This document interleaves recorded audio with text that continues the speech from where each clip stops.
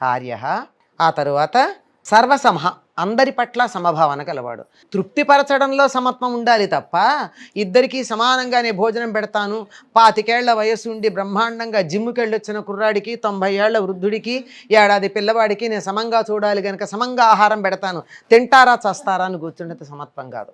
ఎవరికి ఏది కావాలో ఎంత కావాలో వాళ్ళు తృప్తిపరచడంలో వాళ్ళ పట్ల మన భావన సమంగా ఉండాలని అర్థం తప్ప ఈ సమత్వం గురించి తెలియకపోవడం వల్ల మన సమాజంలో అనేక రకాలైనటువంటి సమస్యలు వస్తున్నాయి. సమసమాజం అంటే అందరూ ఒకేలాగా ఉంటే ఎట్లా కుదురుతుందండి? అందరూ డాక్టర్లు, అందరూ ఇంజనీర్లు అయితే ఎట్లా కుదురుతుంది? డాక్టర్కి ఇంజనీర్ కావాలి, ఇంజనీర్కి డాక్టర్ కావాలి. కనుక ఇంజనీర్ని డాక్టర్ని సమంగా గౌరవించే పద్ధతి ఉండాలి. మన వీధులు తుడిచేవాడిని ఇంజనీర్ని సమంగా గౌరవించేటువంటి మనస్థితి ఉండాలి తప్ప ఇద్దరూ ఒకే పని చేయాలంటే కుదరదు. కనుక సమం అనేటటువంటి దాని విషయంలో ఇది ఊరికే సూచనగా చెప్పాను, ఆలోచించండి, బోల్డ్ ఆలోచించాలి.